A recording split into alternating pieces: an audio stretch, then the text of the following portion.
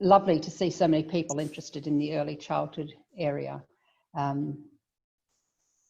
I would first like to do an acknowledgement of country. Kaya Bula, Ningala Karich Warak, Nungamort, Kayan Karak, Nidja Butcha. And that's hello everybody. I would like to acknowledge the Wajak Noongar peoples as the original custodians of this land on which I stand. Sue, would you like to do the introduction for the webinar, please? Yeah, thank you. So welcome everybody. My name title says Jennifer Pearson because I was very remiss in not registering some months ago with a flurry of work. So anyway, I'm Sue Elliott and I'm based at the University of New England in Armidale, New South Wales. It's actually been snowing today, so I hope it's a bit warmer where you are. And today what we're going to be doing is exploring the intersections of STEM and sustainability in the early years. And you've met Jennifer, President of A Squared E Squared, the Australian Association of Environmental Education. And we have two other people involved in this panel this evening as well. That's Jenny Dudgeon, who's based in Tasmania. Say hi, Jenny. Hi, everyone. Hi, and Jenny's manager of the Sustainable Learning Centre with the Tasmanian Department of Education. And as well as Jenny's presentation and mine, we also have a presentation via video from Elaine Lewis. And Elaine is the cross-curriculum leader at Coolbeena Primary School in WA.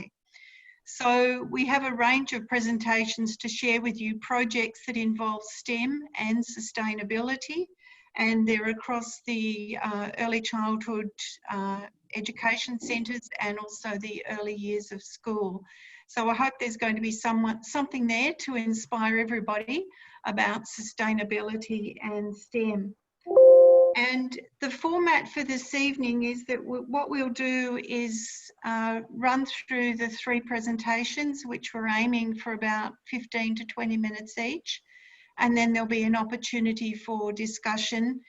And Jennifer has kindly agreed to host that discussion part. So we'll use the chat facility within Zoom, which I'm sure most of you are familiar with by now, with lots of Zooms going on around the country. Please, you are muted, so please continue to be muted. That really helps with the webinar. And I think that's about all I need to say at this stage. And I think, Jennifer, you've got the video ready to go from Elaine Lewis. So we'll have a look at that first about the projects that Elaine's been involved with around STEM. Okay, thank you, Sue. If everyone can bear with me, I'm going to learn how to share a screen. And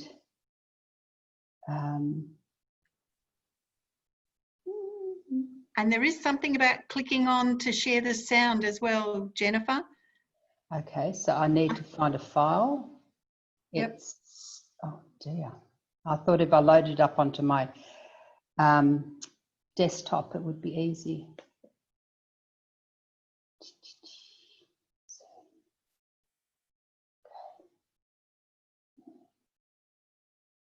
I must say, I'm not really good at, so Dropbox. Oh, Sue, sorry about this. That's all right. Perhaps while you're sorting that out, Jenny Dudgeon, would you like to just say a little bit about what you're going to be talking about next after Elaine? The title of your session? Please unmute.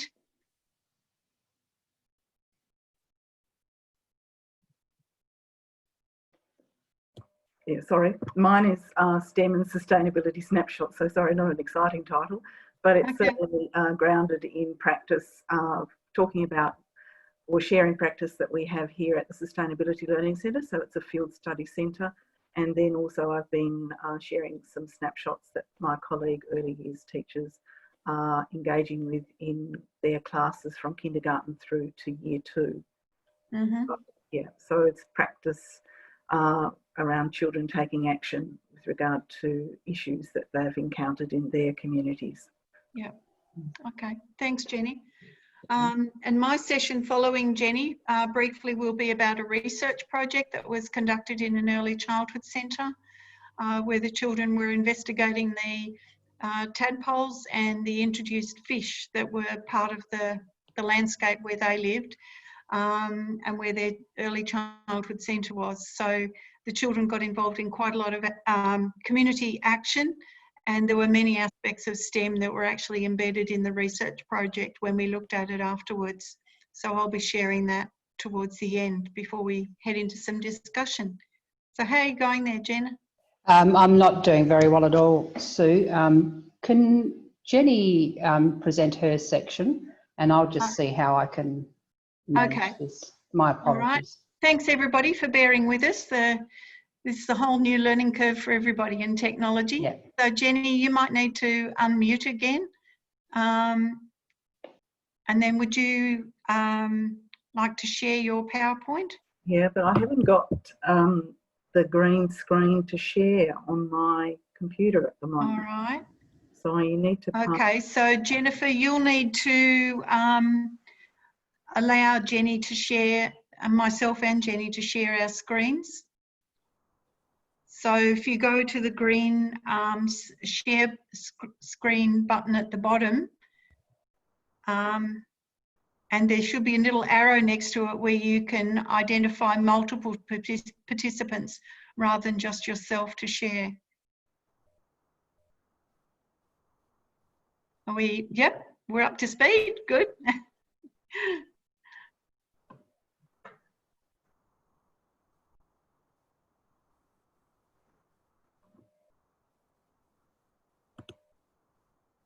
Okay.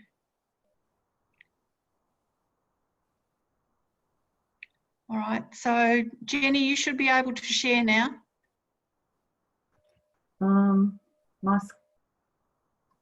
My screen hasn't changed. I don't have a green... The green box down the bottom to share? No, I don't have a green box down the bottom to share as yet. I can see Jennifer's the host, and yeah. that's got her, you know, it's indicating she's the host, but my descriptor hasn't changed.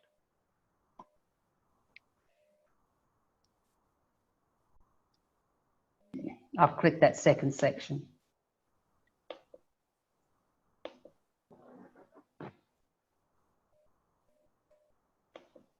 I think Zoom might be having some issues today, apart from us.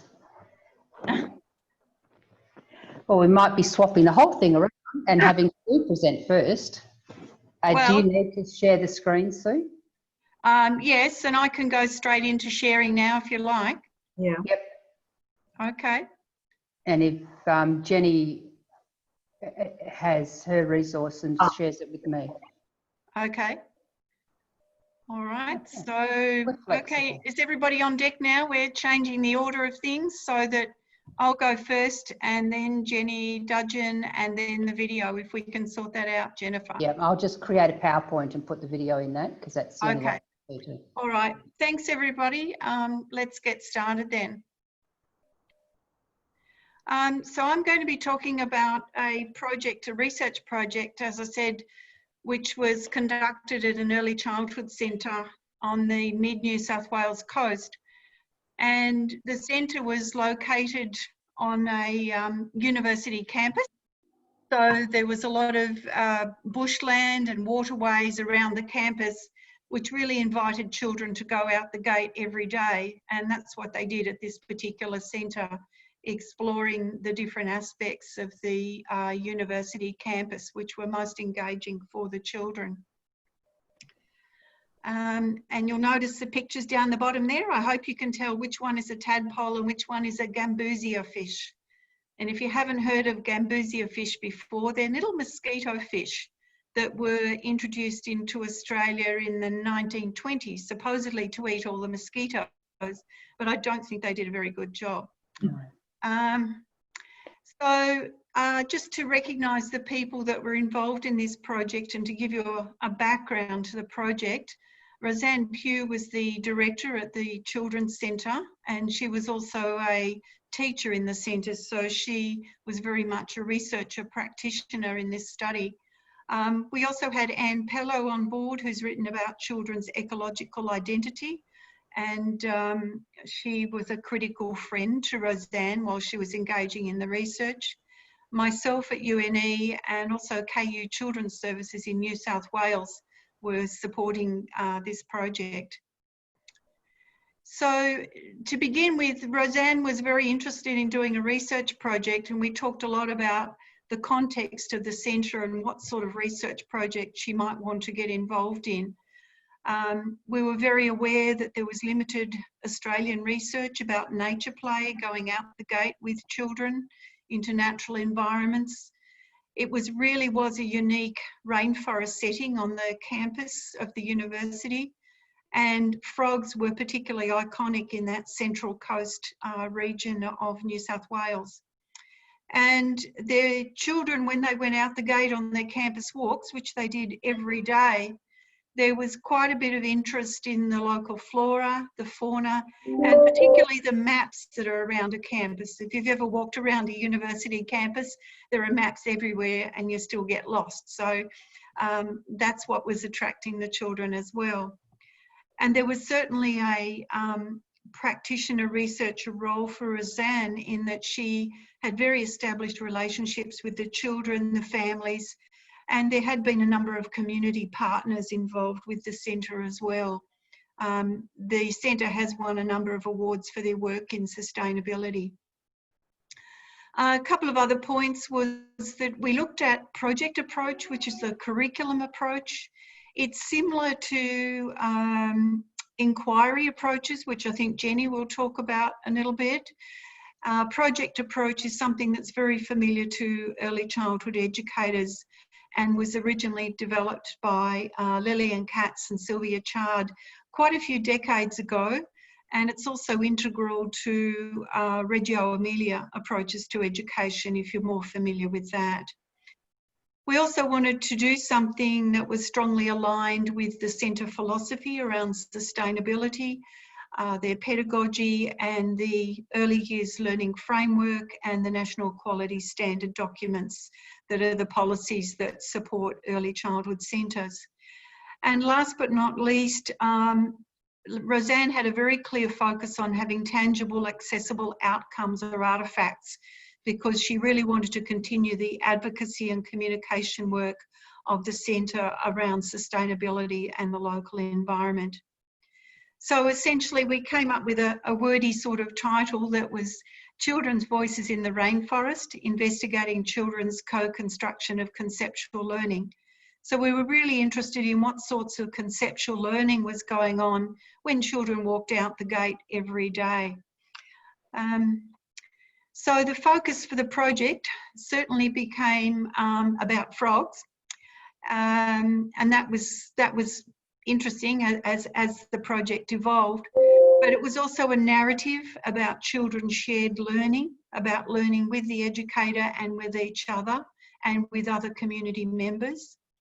We used the curriculum project approach in stages, and I'll mention what those stages are in the moment. We created artefacts, and there was also that strong focus on advocacy and activism on the part of the children and the families. So if you're not familiar with project approach, these are the 3 phases of project approach. So I think they're fairly self-explanatory. As an educator, you would understand beginning a project, well, what are you going to study? What are the children's interests? What are the emergent topics? Establish what do the children know already, and challenge any of their misconceptions and pose any queries that they might have. And then there's the project in progress phase, which is the bulk of the project, where you're investigating answers to the children's queries, utilising a range of skills. There might be problem solving, observing, manipulating, consulting experts, and representing learning in very diverse ways. And then the 3rd phase is actually concluding the project, where there's a period of reflection, designing deciding on how and what children might like to communicate to others about their project and what might be next. So they're the 3 phases that were followed in this particular project. There were 10 children involved, aged 4 to 5, and this was over a 4-week period. So they engaged in the project for 2 days a week in each week of that 4-week period.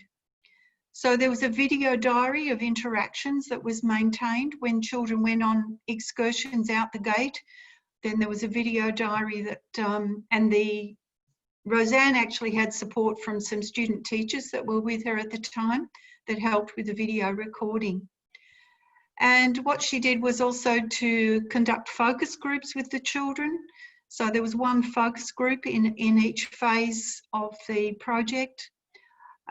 Roseanne maintained a reflective journal, and she also had input from Anne Pello as a critical friend that she could have regular online meetings with. And we also had the artefacts and various documents that were collated and created during the project. So we had a range of different data sources that we could draw on to understand what sort of conceptual learning was happening for these children. And the more I look at this project, the more I can see STEM all over it in terms of the different aspects and how things evolved within the project. So firstly, the children went to those waterways on their campus around the Early Childhood Centre and made observations about what do we see. So those scientific observations about what is in our local environment, what plants and animals do we notice in that space. And lots of quite detailed observation of different animals. Something that they noticed particularly in their observations were these Gambusia fish and frogs, and that became the focus for moving into phase 2 of the project, was working out what was a fish and what was a frog. And just looking at those images, you know, you need to look quite closely to identify the differences between the Gambusia fish and the frogs. And what the children were finding was that these both types of animals were, sometimes they were co-located, but there were some particular ponds where the Gambusia fish and the native tadpoles were in quite different ponds. And the reason behind this is that actually the Gambusia fish are quite voracious and eat the native tadpoles. So the children became very aware of the different lifestyle approaches, the different eating habits of the animals, and that the Gambusia fish were actually predatory on the native tadpoles. So that emerged as a very significant topic of conversation as the project evolved. And you can see this sort of typical mapping that was done as the project was in progress. There were many different aspects that they explored, whether it was the science of the life cycles of the frog, looking at the environmental practices, the sustainability aspects. They were doing mapping, which related to their mathematical and spatial skills around the animals as well, and making observations too. So lots of things were happening during the project. And here's just a few examples. The children would often take boards out to do drawing, so to record observations of what they were seeing, just as a scientist would. They brought experts in that shared their particular knowledge from a science perspective or from a technology perspective as well, because they brought in sound recordings of frogs, and then they also placed out some infrared cameras overnight to record animals that were in the rainforest overnight. So there were aspects of technology that came in quite strongly as well. And they, of course, they were making observations about animals beyond the frogs. There were the ducks there that were eating some of the rubbish in the waterways, and that became a significant environmental concern for the children. So every walk out into the landscape involved taking litter grabbers so that they were collecting rubbish as they went. That was mandatory to take along as well. One of the ideas that came through very strongly from those observations about the gambusia fish and the tadpoles was to try and build a wall. They noticed that there was the pond of tadpoles and the pond of gambusia fish, but there was nothing to stop those animals moving from one to the other. So the children thought they needed a big wall. So they explored building that wall with blocks indoors. So again, we bring in our mathematical and our engineering skills, understanding, well, how do you build a wall? And I know at one stage they were particularly concerned about the lizards and how the lizards could potentially slide under the wall to allow them to move around, but they didn't want the tadpoles and getting it through the wall. Right. So that's just a brief snapshot of some of the things that happened. There were many more things that went on. For example, the children played with small models of frogs and tadpoles and fish, and they were put in a scale, a balancing scale, and they talked a lot about the population balance between the fish and the tadpoles. So that was measured in a scale with little small plastic animals, again bringing in mathematical understandings.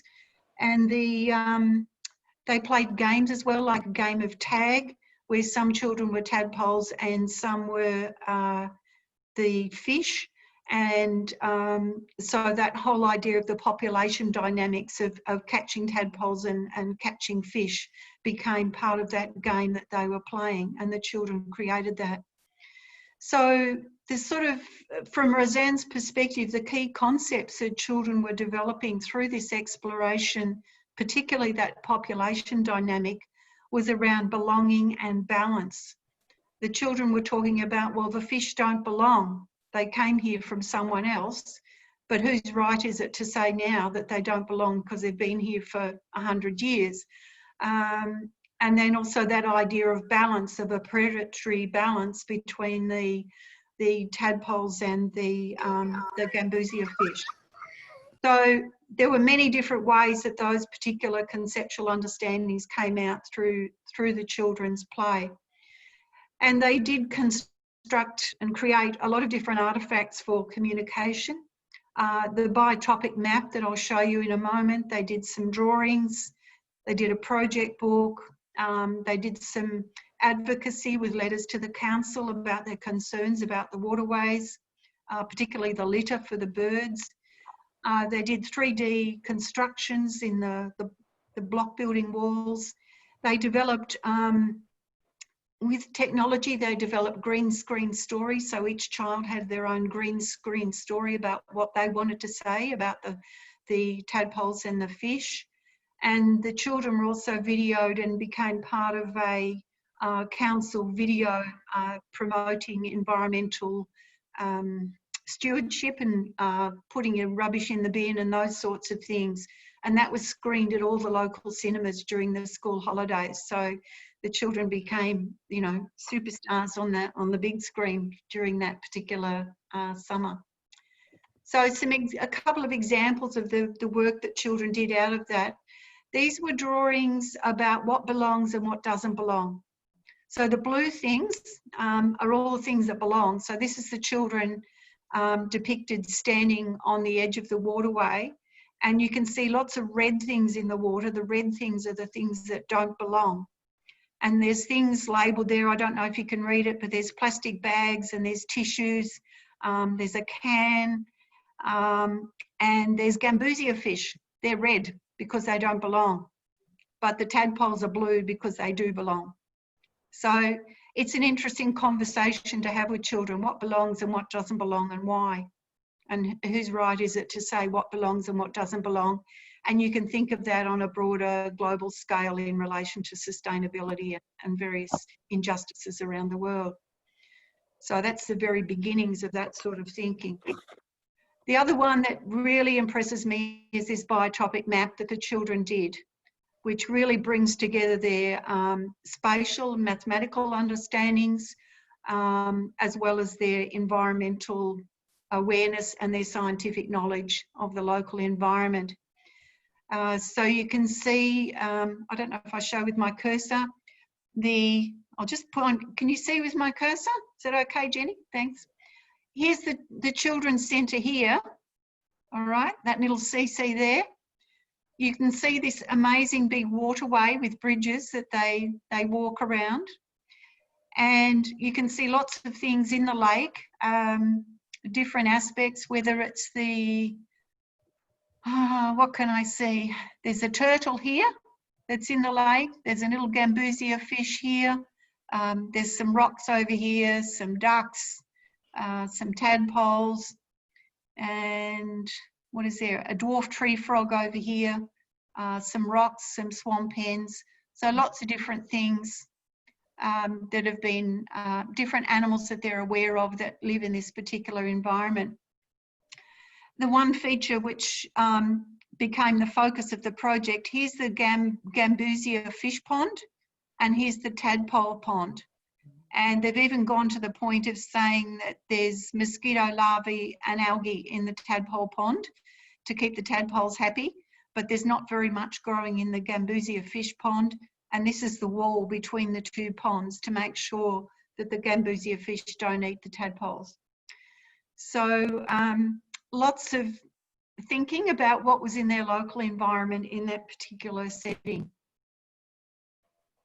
And the last image that I'll share is one about where next in terms of phase 3 of the project. The children did many drawings about their concerns about the birds eating the rubbish in the waterways. And you can see the educators there have documented the children's descriptions about those drawings. I often share this one because to me, at first glance, it looks like a child's just gone round and round in scribble, in a typical very 2-year-old type scribble. But in fact, this is a rubbish bin that's been designed around centrifugal force. So an understanding of the engineering of centrifugal force and how that happens.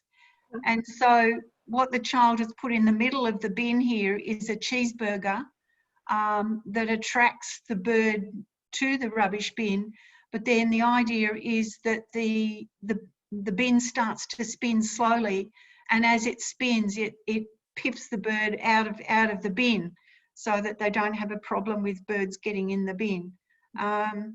So it's quite a sophisticated engineering design as far as I'm concerned, and many of these bird-proof bin designs were sent to the management of the university campus to inform them at how better they could do their bins, so there wouldn't be so many rubbish problems for the water birds.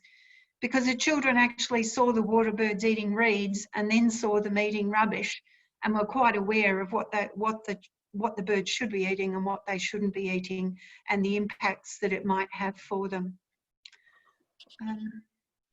So I think from my perspective, reflecting on that project, there are many different aspects of STEM that are integrated into this curriculum project that the children engaged with.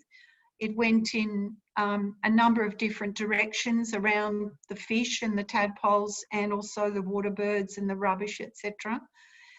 And I think I'd ask you to consider what topics might be relevant in your context, where you could develop a project like this, whether you call it curriculum project approach like Cuts and Chart, or an inquiry project that Jenny will talk about. They really lend themselves well to that interdisciplinary nature of STEM. So thank you. I hope I haven't gone over time, and I'll stop sharing there. Okay, so we might go on to you, Jenny. Do you think you might be right to share now? Yes. Oh, and Elaine's joined us too. So thank you, Elaine. Fantastic. Oh, hi, Elaine. I'm going to try and do justice to your presentation. Jennifer, how are you going? Is everything going to be all right, do you think? Yes, I've put both of the PowerPoints into Dropbox, so I should be able to pick them up from there. All right. Oh, Jenny's done hers. Thank you, Jenny. So, okay. Thanks. Okay. So hi, everybody. I'm based in Tasmania, and that was amazing, Sue. What beautiful stories and collections of documentation to centrifugal force rubbish bin. That is amazing. Wow. Isn't it beautiful to capture that thinking and to realise that, you know, children have got that capacity? And I think that's what's so beautiful, is that view, you know, we now have that children are capable and competent, and we really value their thinking and give them space to think and to have time to share. And I think that's what's been so good about the changes in that have been through the early years learning framework. And I think STEM, as you've highlighted yourself, is just such a rich way to engage kids in problem solving but following their own interests. And I want to put it into perspective. You can see these gorgeous kids here. They're at Bush Kinder, and they're wanting to build a cubby, and so they need to collaborate, work together to develop their cubby in a very wet environment. And I'd like to share just my place, so putting it into the context. So I'm a Department of Education early years teacher, but I've got the pleasure of working at this beautiful facility, which is a sustainable build. It's got a zero carbon footprint, and people come to look at it because of all the wonderful innovations that make it a beautiful place to work. But more particularly, it's surrounded by 65 hectares of really pristine, 65 hectares of sclerophyll forest, which lends itself to a whole range of discovery, wonder and exploration, which we enjoy every day. So and we're very much guided by the Sustainable Development Goals, and you know, my circling here, we're really looking at wellbeing. So the Department of Education in Tasmania has a very strong focus on wellbeing, and obviously now in this COVID world that we're living in, we're really wanting to build children's support families and support children. So wellbeing is significant, and the field study centres in Tasmania are featuring in that wellbeing from the point of view of physical wellbeing and engagement with the environment. We're also looking at clean water, so the opportunities for kids in the early years to look at muddy puddles and how do you make them clean. You know, potentially that's an issue in other countries. We're very lucky in Tasmania, or are we lucky in Tasmania, because we actually still do have boiled water alerts in various communities. So some children have issues to do that, or they've got tank water, which is great. And what does that mean relative to the water that the city people get out of their tanks?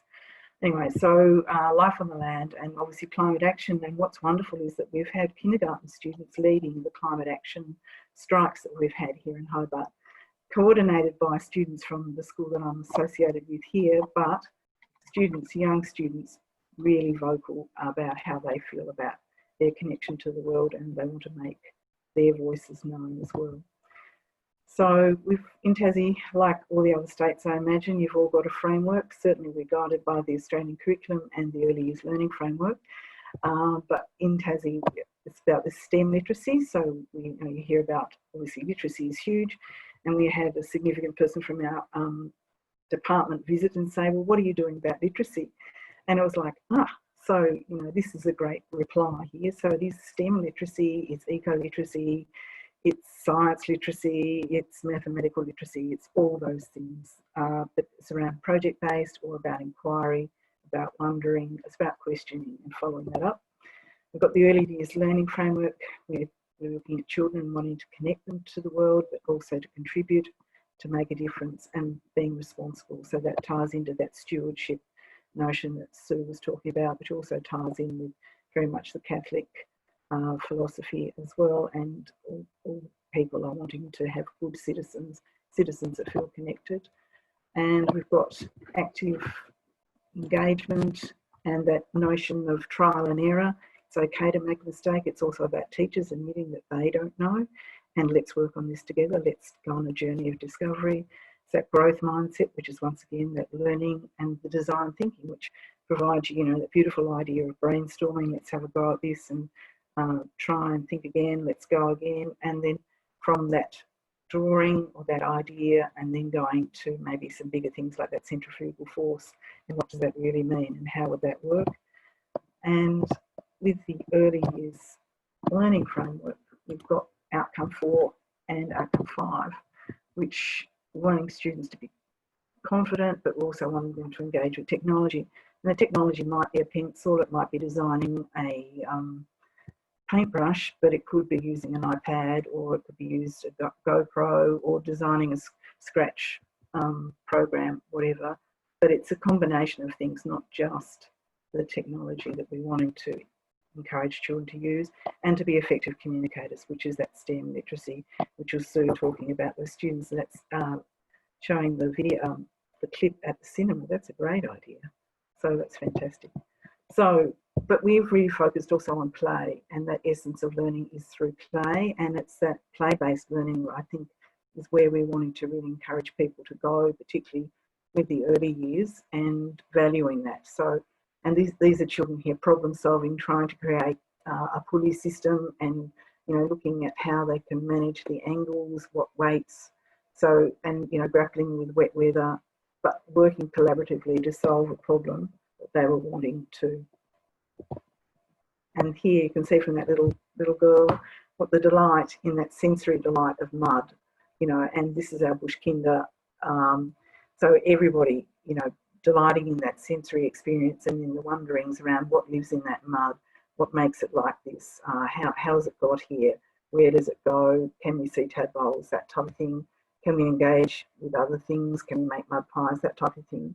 But then it's also, looking at the loose parts that you can engage to create and make, like cities or towns or whatever, but it's linking to learning on country, where we've got our strong Indigenous components, and that valuing of country and becoming one with country, I think, is significant there.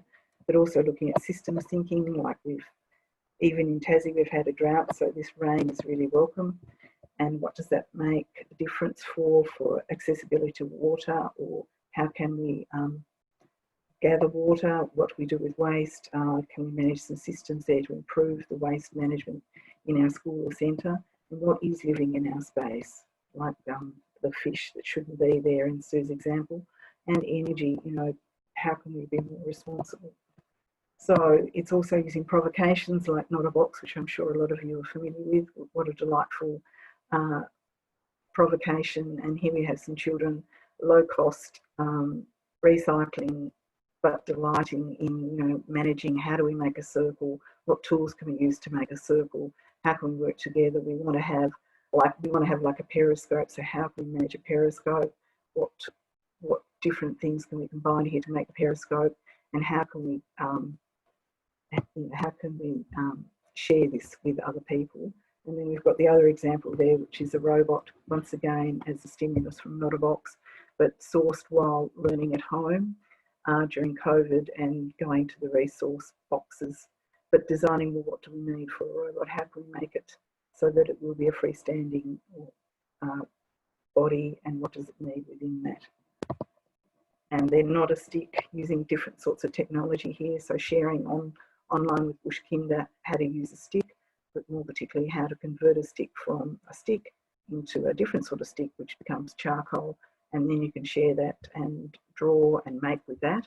And how do you know what's happening within that? What can you observe? What can you notice? Does it do different types of wood make a difference? Does different thicknesses make a difference? Do different lengths make a difference?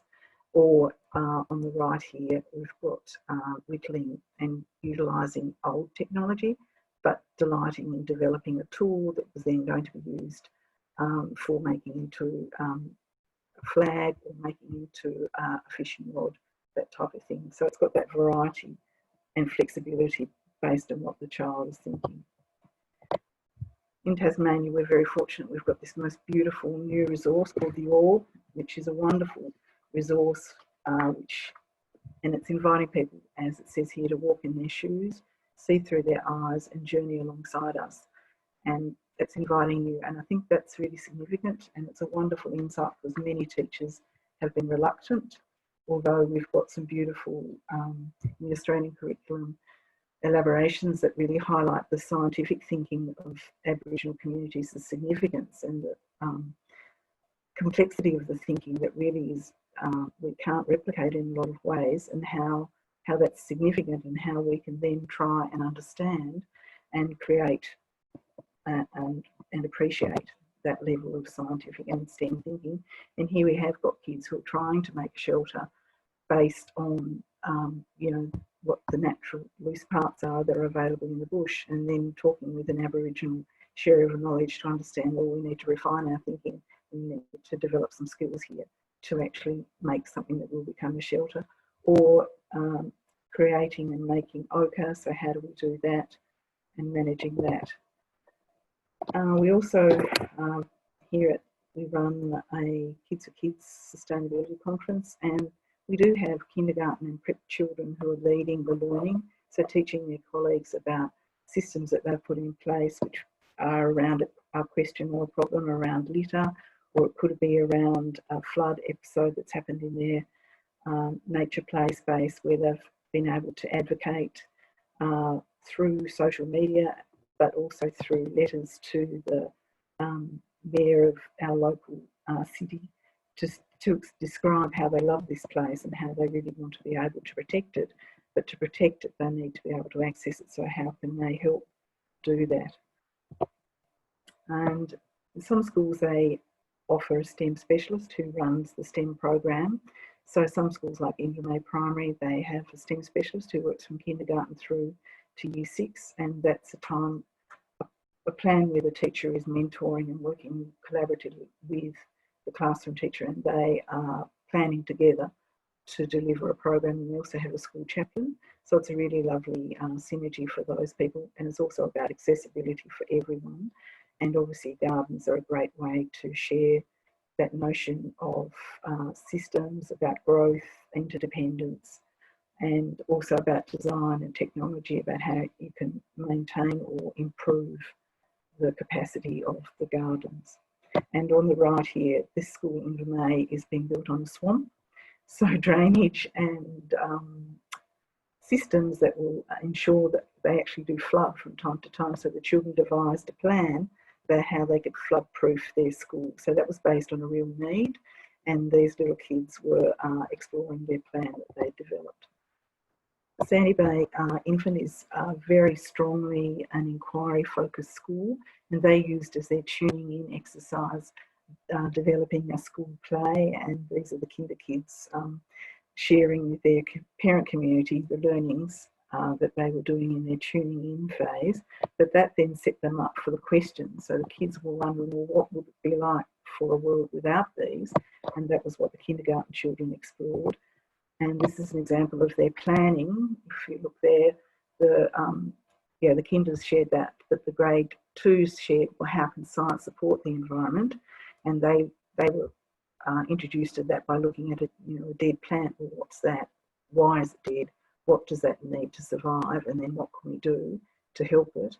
And the students brought in things like a bumblebee to analyse, but also they participated in the climate strike and realised that the issue was around, well, if we don't have bees and the impacts of climate, what can we do to help that? So they built Airbnbs, they planted more insect attracting plants, but they also created T-shirts that they wore very publicly to make a public statement about how to support bees and pollination.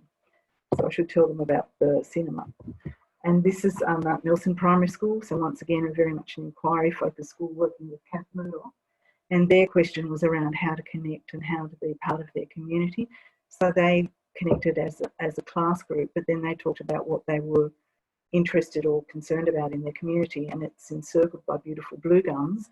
But they noticed that the blue gums, there was a lot of activity, but it wasn't the swift parrot that was the activity was being caused by, but it was the rainbow lorikeet.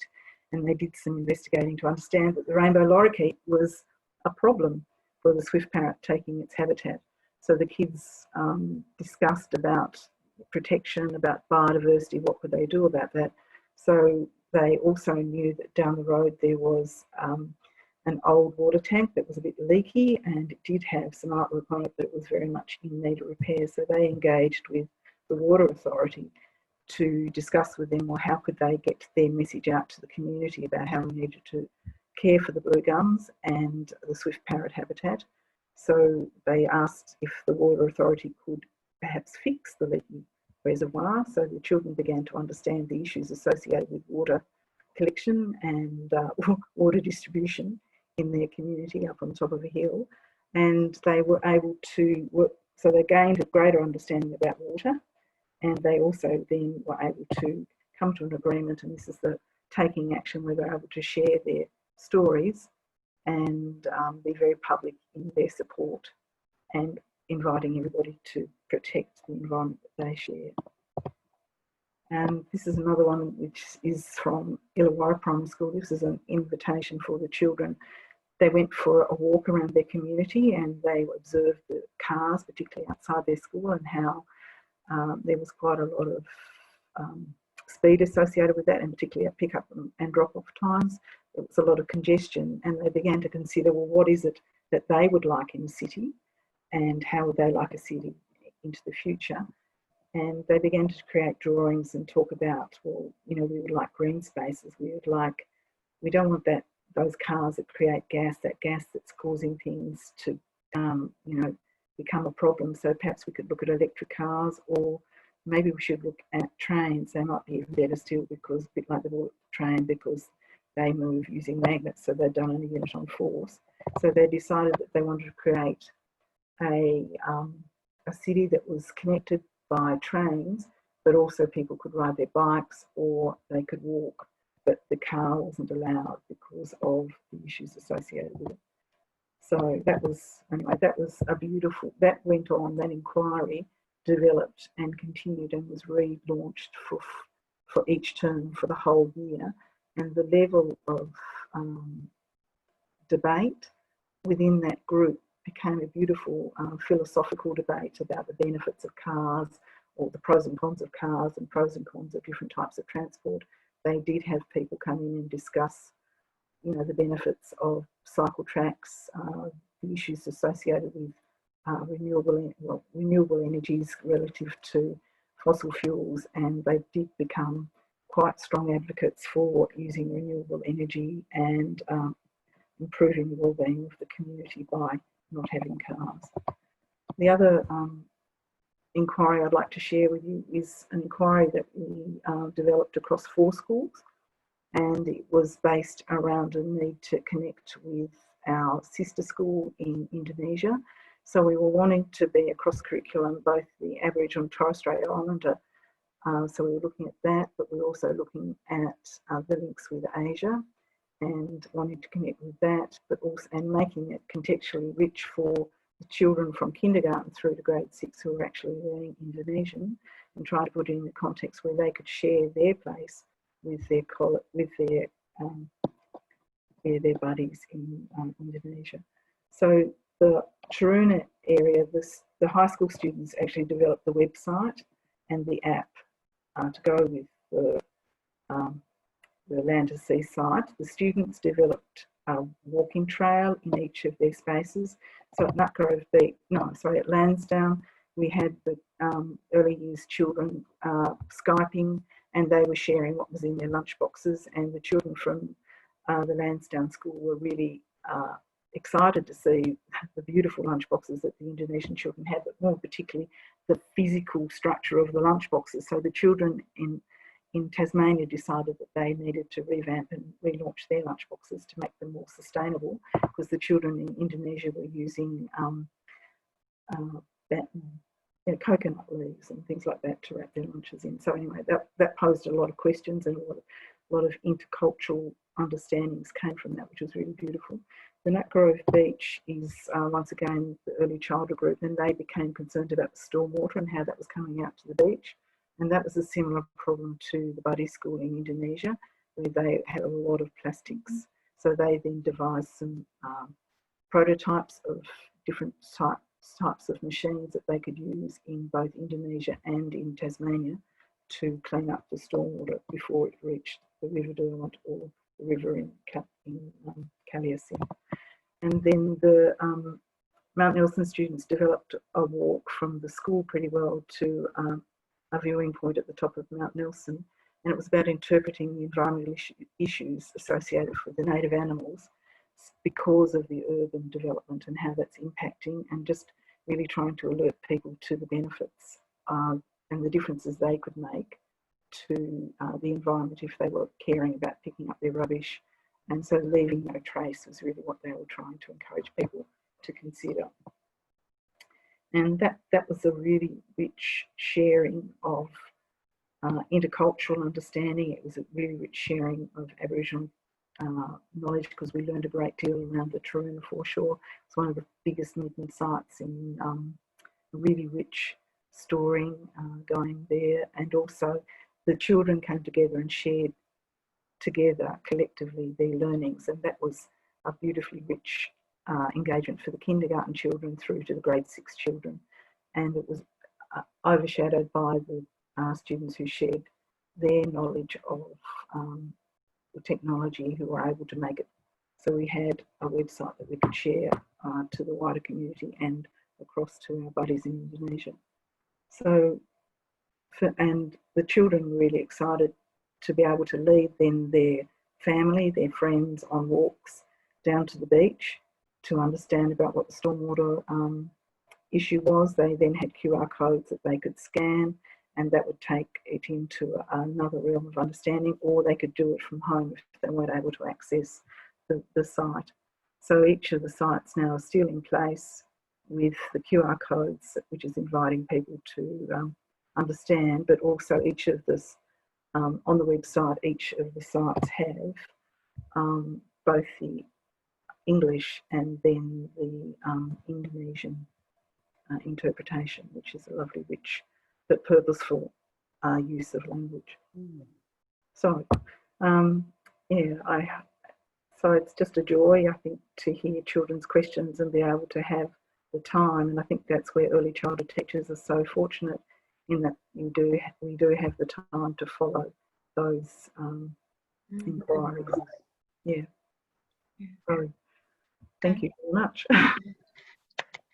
Thanks, Jenny, for sharing all those amazing stories. There's so many different directions illustrated in those stories of what children were engaging with. So that's excellent. Now we need to move on to Elaine's video, but Elaine herself is here, so she might like to say a few words about the video before Jennifer pushes the button and shares the video. Would that be appropriate, Elaine? Yes, sure. Welcome, Elaine. Thank you very much for joining us this afternoon. Can you hear me? Yeah. Oh, good. Yep. Mine fits in really well after those two presentations. I'm looking at more projects rather than focusing on one or a few, just to give an overview of what's happening in our school. But I'll let you watch the video, and if you've got any questions, you can answer those. I can answer those at the end. So thank you. Okay, thanks, Elaine, and thanks, Jennifer, for getting the technology rolling here. Yes, I'm not sure what you can see at the moment. Yeah, we can see the screen. And it's doing its thing. It's doing its thing. Oh dear, it's one of the banes of my life. Technologies. Oh, So we've all been on a steep learning curve in the last few months. Here we go. All right. Can you hear that? I can't hear any sound yet, but we've certainly got a visual.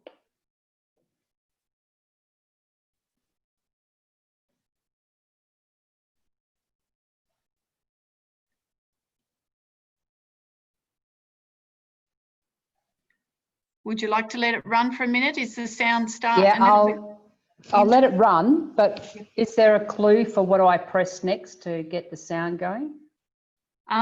When you share, there should be share sound button that comes up, but this is on YouTube, isn't it? So it might be different to what I did the other day. So give it a go and see how we go. Thanks everybody for bearing with us with the technologies as we work through this.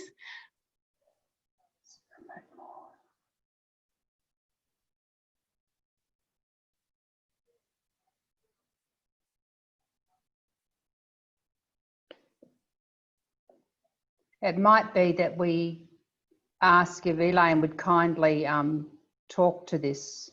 Yeah, no, the sound's not coming through on the YouTube. Okay. Okay. Okay, you're in the Yeah, hot seat, my Elaine. apologies, Thank everyone. you. I definitely am, because I haven't looked at it for about a month. I'm a teacher in a school. My role is the I'll start it off again, Elaine. Okay. Thanks, All right, Jen. I'll just stop it. My apologies. We had a day off yesterday here in the West, and I didn't get a chance to. So let's.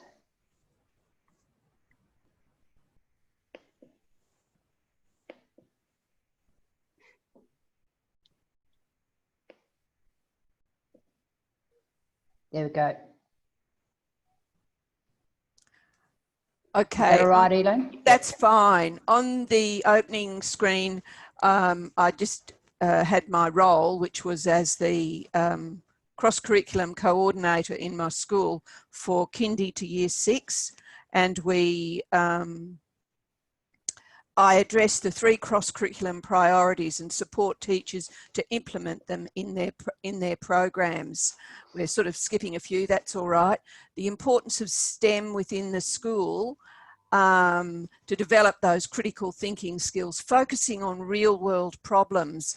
That's been a major shift, addressing those issues in sustainability, addressing those social justice issues, and introducing understandings around whole systems thinking and getting the kids ready for their futures in the world. My setting is in a school of about 430 students, and in WA there's a big focus on STEM, and that's in our statement, like our part of our strategic planning for each year. STEM is a major part of that, and especially in early childhood. Because this isn't tuned to what I said before, I won't know when the slides are going to change. I've got no control, so I'm sorry about that.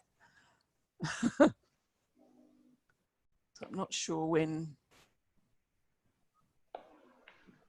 Yeah.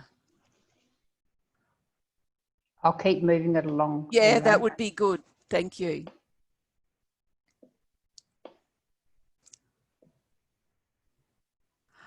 As raised earlier, the work in STEM links beautifully with belonging, being and becoming, and I identified which outcomes are very relevant in our STEM studies, and having a strong sense of identity, connected and contributing to their world. That was a really important issue, that what we do has real life meaning and support, and you'll see that in some of the examples that I give later on, that the children develop their strong sense of well-being, and their voice is important. They can raise issues of concern that they see around them, such as the fruit in their orchard being attacked by fruit flies, and being confident to talk about that, raise those issues, and then for us to address it in some way. There'll be other, and then to communicate that to across the school. The STEM work at our school is very closely linked with the 3 cross-curriculum priorities at the Aboriginal and Torres Strait Islander histories and cultures, Australia's engagement with Asia, and sustainability. That's a very major focus. And we can move on, Jen. Again, we have a strong link with the general capabilities. They're an integral part of what we do in STEM, making sure that critical and creative thinking is in evidence, their personal and social capability there, and they're making decisions based on ethics. They're linking up with each other in a culturally sensitive manner. All those things, we work hard to embed that into our STEM project in a natural way, to make the learning experience meaningful. When you talk about real world problems, we use the Sustainable Development Goals, as was mentioned earlier, as the way we identify what the real world problems are, and how we address that in early childhood to the older grades is quite different. In the early grades, it's you know, looking after the land, looking after the frogs or birds. One of our examples is butterfly conservation, and this was a whole school project from kindy to year 6. Every class had a different local butterfly that should have been in our local area, but all we see is the white cabbage butterfly. And it was the children that raised this concern. Why have we only got white cabbage butterflies in our school gardens? And from that, we developed with the children a project that ran all through the biological science term, which is our second term. The children had in their classes butterfly enclosures, and they watched the full life cycle. They released the butterflies at the end of the life cycle onto their host plants that had been previously planted. They had their focus local butterfly. So each class had their own local butterfly that they had great details learnt about. And all this information was put together at the end in a big exhibition where they shared their knowledge and understandings and what needed to be done. We can move that forward, Jen. Yeah. Yep, I'm multitasking Thanks, here. I know, sorry. Yeah, full screen. Thank you. People are talking and I'm... Here you can see the little ones they've made. On my original one, I had the pointer pointing. But anyway, can you see my pointer? No? Okay. Here the children have made their butterflies and they've got little whistles like the proboscis. They're going around the garden being little butterflies and experiencing that. We had Noongar artists come in and work with our children, and each class painted their own local butterfly in the picture here that at the bottom centre is the children working on big canvases with another Noongar artist. All the artworks were in a display at the exhibition. Here the children are working with older children, buddy classes, planting host plants in our bushland. We're very fortunate to have bushland adjacent to our school. So the children worked in pairs planting host plants for the butterflies. And the butterfly on the right-hand side was one that was released onto a host plant. Okay.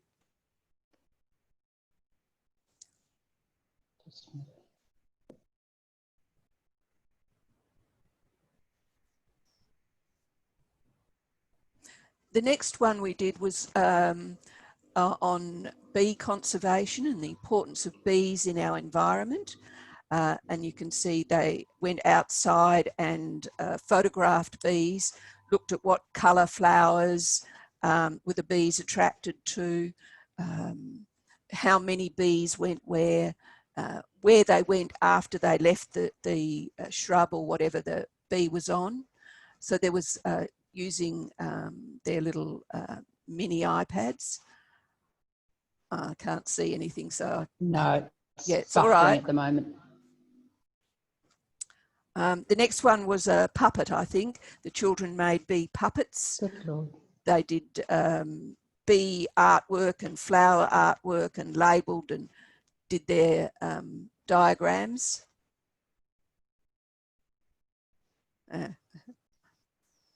Just can't quite remember.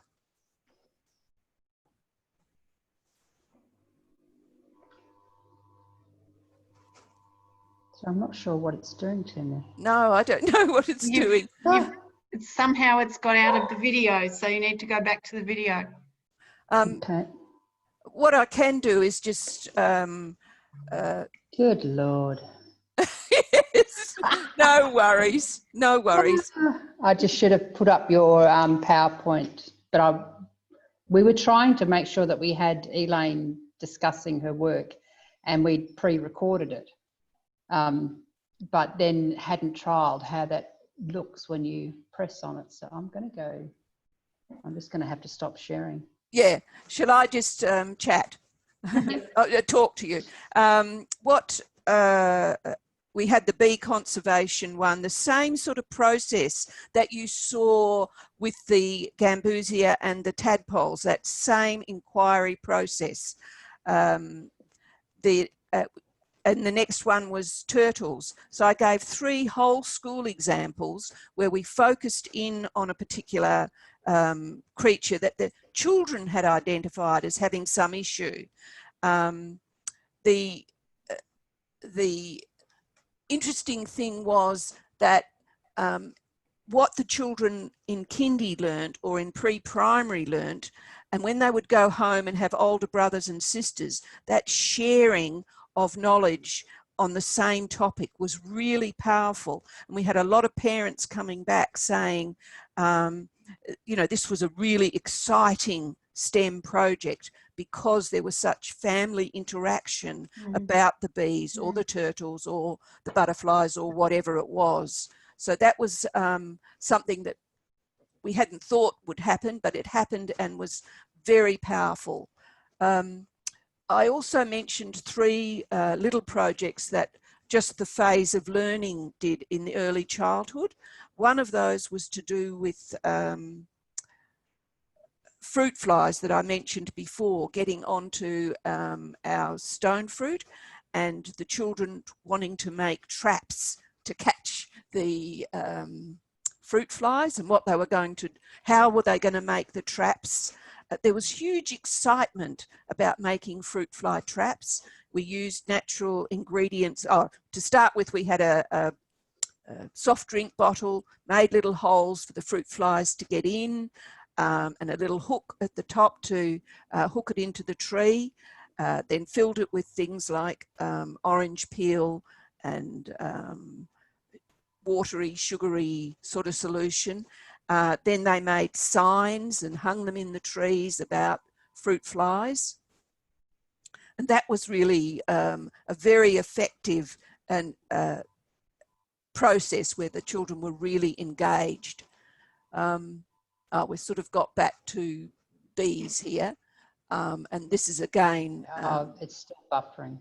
Yeah, this is a Noongar artist working with the kids in our adjacent bushland. We'd had a big fire through there. You can see some blackened vegetation. And again, that experience of fire, which threatened the school and local housing, was, you know, there was great interest in that. So we went up and did bushland quadrats to see what happened after the fire. So it's using whatever the concerns are of the children and following that through.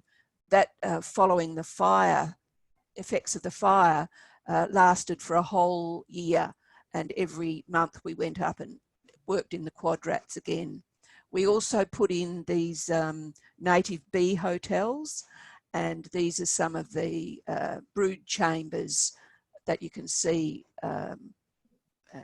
in the photos, those dark shapes in the straws, and the bee bots in the early years. So that was all part of that bee conservation project. Oh, this is the turtle conservation. We have marine turtles and the long-necked southwest turtle in our freshwater lakes. Again, there's great interest because the children would see the turtles in local lakes and were concerned about them being run over by vehicles because they would see the signs at the side of the road, and were concerned, what can we do about that? They also saw bobtail goannas run over outside our school. The same thing, looking at their environment, seeing what is a concern, what can we do? So it's that sort of action that was taken to do with the turtles. And this next picture is where the children learnt about the life cycle of the turtle and role played it in their sand pit. And they were, they measured it I initially had a length of ribbon to measure the width of the carapace, but I found the children were reading numbers from, you know, this is in kindy, reading numbers from a tape measure. So the kids did the mathematical recording. Then someone was a recorder that wrote that down. They used a peg for tagging the turtle, and they buried the eggs. They role played how long it would take for the eggs till they were ready to hatch.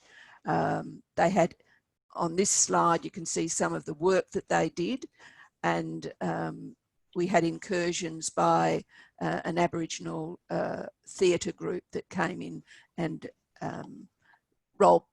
told the story of the turtle and other local animals. And the next slide. Yep. I've just got something popped into my view. How's that? That's good. This is coming back to when I was mentioning about the fruit fly traps, and you can see there where these are the kindy kids making up their solutions, putting it into their soft drink bottles, hanging it from the trees, and then watching with great interest the fruit flies that got trapped, and they would bring their parents in to inspect the fruit flies over a long period of time. So that was a highly engaging activity, and you can see that from all these examples, it's very much what the children are identifying as issues and problems that they want to make, contribute to making their world a better place. The next one is Maya Myers. If we can move that one forward. I'm conscious of times because we've lost a little bit of time, sorry.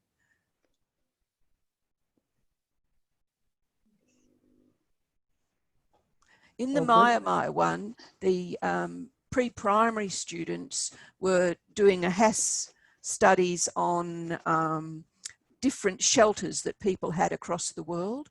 And then they were looking at Aboriginal Maya Myers, and they had pictures of different Maya Myers in our area, and they chose which Maya they would like to make in a group. They went up into the bushland and collected materials. I explained to them that they can't normally just go up and collect materials. We've got a license to do that, and we return materials afterwards. So that's all part of their learning about caring for our bushland. They took their materials back and made shelters. They then tested the shelters to see whether or not they were waterproof, and had to make continual modifications, sometimes 4 or 5 modifications to get it to the point that it was waterproof. So they're continually thinking about and refining their designs. They put little Australian animals inside their Maya Myers, and they wanted to keep them dry. So that was their scenario of a lot of problem solving, a lot of critical thinking embedded in that work. This last one is about animals that are getting killed when they're crossing the road. And so the children were challenged, how can you make something, build something to make a safe way for the animals to cross busy roads?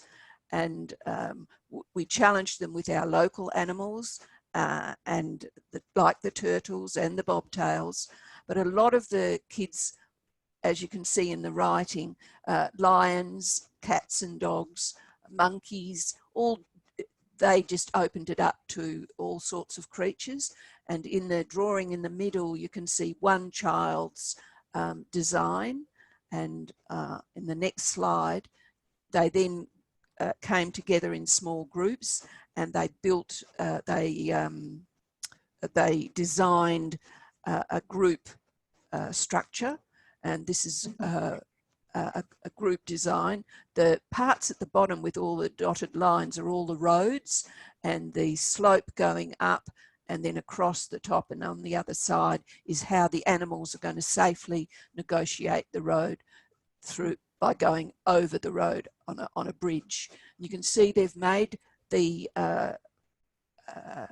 wildlife corridor with lots of trees, vegetation, places to hide, food to eat, all sorts of entertainment for the animals. So they've been quite thoughtful in their design, and they've labelled it trees and shrubs and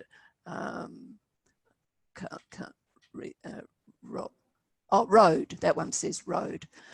We can move to the next slide. Thanks, Jen. Here the children have made their designs, and they're now describing that to an audience, and they're explaining what all the parts are, what problems they faced in making the design, some of the ideas that didn't work and what ideas did work. And you can see in the designs there's leaves to represent trees, but the leaves are also entertainment for the animals while they're crossing the busy road underneath. The children had to, well, they were invited to share their learning and understandings, and I thought they did a brilliant job. The next one, Jen. Nearly finished, so don't worry about time. Thanks, Elaine. After the building, they wrote about their animal bridge, and this was part of their reflection on the work that they'd done. This particular child, we've been making a bridge for monkeys so monkeys can stay safe. It has trees and metal, and it's bigger because we couldn't make the same size. So that's some of the issues that child thought about in relation to their building. They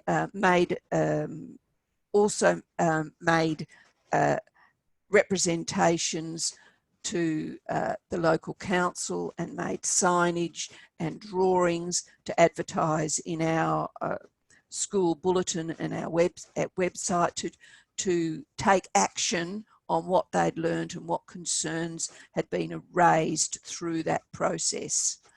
I think it's probably the last one, Jen. So in conclusion, I think STEM and sustainability in an early childhood setting is just brilliant. It has logical fit, it's practical, it's hands-on, it's extremely engaging, it's meaningful, it addresses all the real world problems, whether it's the turtles, is it the, why have we only got one kind of butterfly here? And it lets the kids be creative and experiment like we saw with the Myers. They get a chance to develop their critical thinking skills, their problem solving all the way along. And they get to see how one thing links to another thing. And throughout, you have very high student engagement because it is hands-on, it's meaningful, it addresses issues that they've raised. So thank you for the best I could do in that situation. Thank you, Elaine. Thank you so much, Elaine. Yeah. Don't ever put me in charge of technology, folks. Just we'll outsource that one next time. That's okay. And Brilliant Elaine, ideas. I think also you mentioned about the families. I mean, that's my experience too, and possibly Jenny's as well, that the families do get involved when the children are so engaged and it's real world problems. And so the ripple out effect that we can have in terms of sustainability, engaging the wider community. And I know the project that we did, when it was presented to local environmental groups, they had no idea that 4- and 5-year-olds could be so competent in understanding some of these really big concepts about balance and belonging. So, so thank you. I can't see any questions on the chat at the moment. So we can open for discussion and for the next 10 minutes or so if people have particular questions they'd like to post on the chat. Could I say something? Yeah, sure. I know Elaine, she purchased my kit on bees. some time ago, and we also met up at the A2E2 conference in Brisbane last year, or whatever it was. I just wanted to know, Elaine, you know, sort of because I'm having difficulty to promote it, and what you thought and how I could, you know, what you thought, how useful it was to you, and whether, you know, I could do better. Oh, you know, it was highly engaging. I understand your situation. I'm not sure how to promote it more. You know, I've seen you promoting it in various places. That's not really my expertise. No. Perhaps, Sorry, Sue, what do you see as the challenges that you're trying to deal with at the moment? Other people might have ideas to share. It's a video, but it's got a book that sort of tells all the science sort of side of it, but you could just as well look at the video and do the whole thing, you know, without that. But it has, every episode has, I'm a ballet teacher by trade, and a dance teacher, and so every episode has dances associated with each thing. So we have it's a bit like a kids TV show, if you like, where we have, you know, they tell you all the science in a fun kind of way, and then the book sort of also copies that, as well as, you know, other sort of things forward, like you know. Sorry, Sue. I'm going to jump in here. Yeah, Jennifer, you had your hand up. Yeah. Yeah. What I've noticed with the Getting Started in Sustainability website that A2E2 manages is there seems to be a shortfall in the early years section, or the offerings. So what is your material able to be put forward to be uploaded onto that site? Because then anybody here would be able to have a look at it. So I can send you information about how to look at the site, see what's on offering, and then you can figure out where would it fit.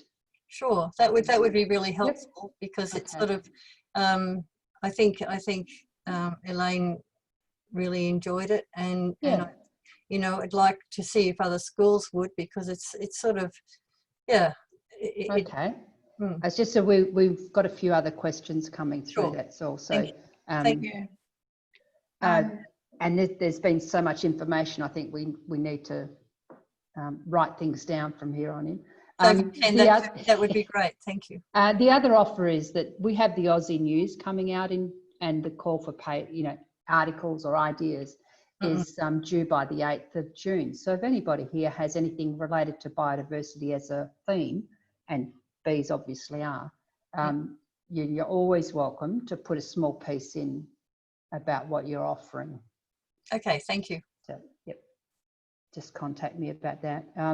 So I've got a question here. Something about, do teachers, I was wondering if the regular teachers known to the students were the prime person delivering the activities or a new facilitator teacher. So in each of the projects, it would have been a mix, wouldn't it? Presenters between, I know for Elaine, it was Elaine delivers all of those ideas and works closely with the teachers and the children. That's right. And we have the Noongar educators coming in as well, and particular experts in relation to the different animals. Yeah. But that's the beauty of that sort of program, is that it allows capacity for the school to bring in people that the children wouldn't necessarily see. Jenny, yours was mostly research, or? Yeah, and based on children's questions or children's wonderings connected to their community or beyond their community. And then it was the classroom teacher developing that through sort of a community of inquiry. Yeah. So did you support the classroom teacher, Jenny, or did the classroom teacher come do it all on their own and you were just hold on for your expertise? Yeah, no, the classroom teacher engaged with people in their community. So that's not my locality, but they certainly, there's a rich array of people in the parent community who were able to support, as in engineers and town planners, that type of career. So in some ways, it's a really good policy to get to know your community well and pump them for anything they can offer that you can drag into the school and add that other motivation, because somebody talking about their work really passionately, they don't even need to be really good at it. Their enthusiasm is what you're looking for. But for you, Sue, it was mostly research? It was a research project, and it was the teacher that normally worked with those children that engaged with them around the project.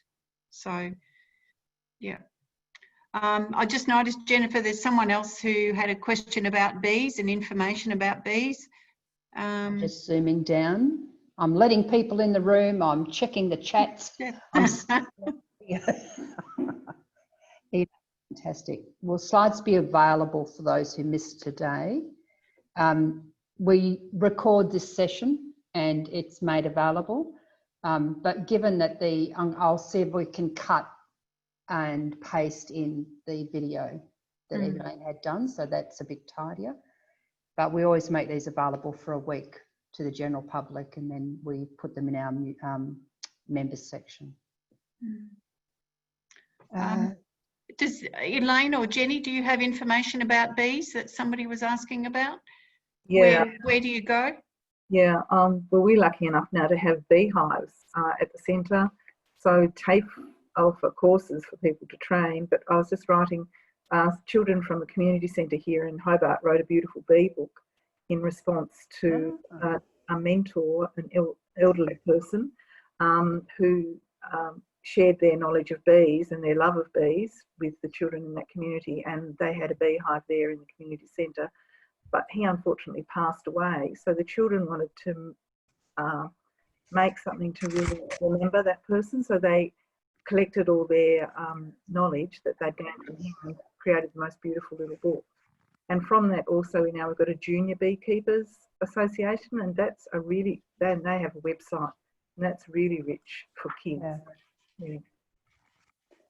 So it'd be interesting to start to collect notes of the resources, but I'm not sure where you put it. Yeah.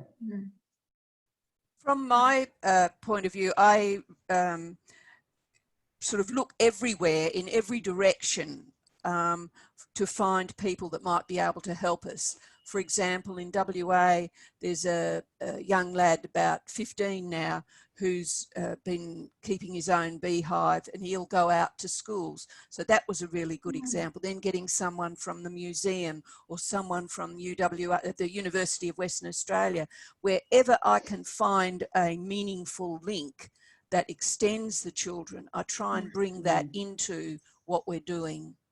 And the kids really appreciate it, and so do the teachers. And there's always a Noongar link, whether it's an artist, an educator, someone that takes the children for a bushwalk in our bushland. Whatever way we can make this experience richer and deeper, it seems to engage the children, more of the children more. Yeah. But there seems to be maybe a need for a directory.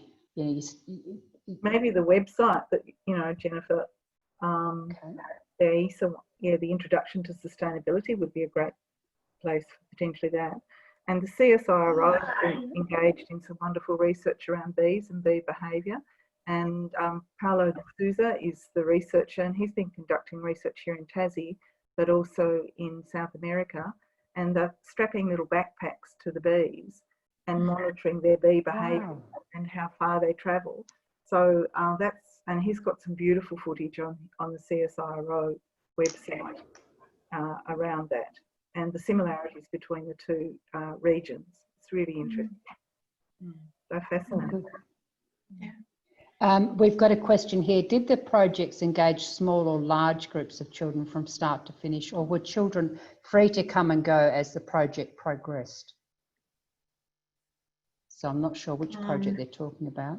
Well, I think I can answer in terms of mine, that it was a small group of children that were engaged from start to finish.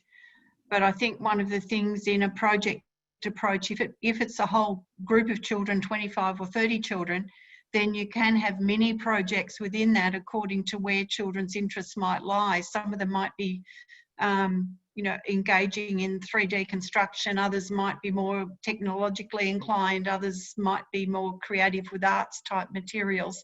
That would be my suggestion. But Elaine and Jenny, you've had more experience of this in a school setting. What would you suggest? Yeah, the classroom with devising the city, that was all of them, that collectively discussing that at morning meeting, and children self-selected areas that they would like to develop around, mapping, drawing, researching, meeting with other children.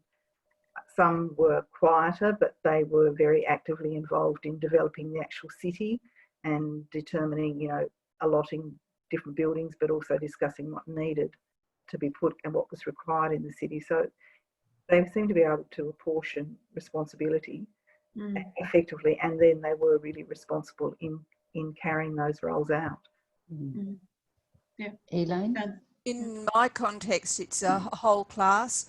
For the whole school STEM projects, it's all the way through, but each class addresses it differently. And again, like suggested previously, they've got opportunities to focus in on their particular area of interest. So you might get a group of kids working on one aspect and an individual working on another, because that's where they want to go. So it's the advantage of everyone doing the same thing is there's a lot of sharing and learning from your peers. And then you've got that opportunity to hone into something that you want to study in detail, and that works well. If I can just add to that, Elaine, in our original discussions, you were saying that because you ran this across the whole school for a term, it also supported that interconnection between older and younger students. Yeah. And the parent base got really active and involved. Yes. So it actually deepened and broadened the whole concept for that term. Yeah. Yep. And in other terms, the teachers can choose their own STEM project, but our aim in the school is to have one term where the STEM project is common throughout the school, to get those interlinkages happening and the older and the younger students talking on the same sort of subject area. But at other times, they can pursue it in whatever way they like. Okay, so we've got about 5 minutes, I think. Are we a little over time, or are we under time? Seriously over time? A little bit over time by my laptop, but that's... Are you on a different planet in WA? Probably. I'm in actually lie down panic mode now. But let's say 5 minutes, because I'm aware that people are at the end of their long days, and just if there was any final comment from anybody. I think Viv had her hand up a little while ago. That's right. I was just going to say, for people that are looking for info on bees, Act for Bees, I put it on has a good website. It's our local bee group, and they actually have developed an early childhood unit in conjunction with Cool Australia, which they've got ones for older kids as well. But, I found that that's quite good, and I've recommended it sort of to teacher. And I was also going to say that, Sue, out there, put your website and your link to your bee resource, because it's really good, people. I've seen all the little kids leaping around doing the wiggle dances. And I've just added Kit Prendergast, but I haven't spelt it right. She's the bee lady here in WA. She's done her PhD on native bees. So she's got a wealth of information that could be available. Can I add something, Jen? Yes. Someone asked a question about, just can't find it at the moment, about, was it a long process to convince your school to fund external specialist educators? The thing is, what I do is part of the school's business plan. What are the visions, the big visions of the school? So then when you come to your operational plans and, you know, it's if you're supported from the big vision, then it's not going to be so hard because the school's already agreed that we're going to link to the community, we're going to link to researchers, we're going to have incursions and excursions to provide the children with real life experiences. So I have found that having that big picture business plan support, so in our business plan, for example, it says that all teachers are to address the cross-curriculum priorities and they're to develop global citizens, you know, working on developing global citizens. So by having that in the business plan, it makes it easier than you're trying to push up to get incursions and excursions. But if you've got an agreement already that they want these great things to happen, they want links to the community or whatever, it makes it easier to then say, all right, I would like 2 incursions a term and 1 excursion.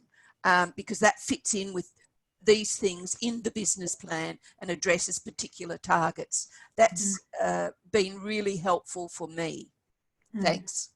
And Thank you. I think Elaine and Jenny, you both drew on the sustainable development goals as well. So, you know, the school policy is important, but also looking at international policy and how things internationally can support what you want to do locally.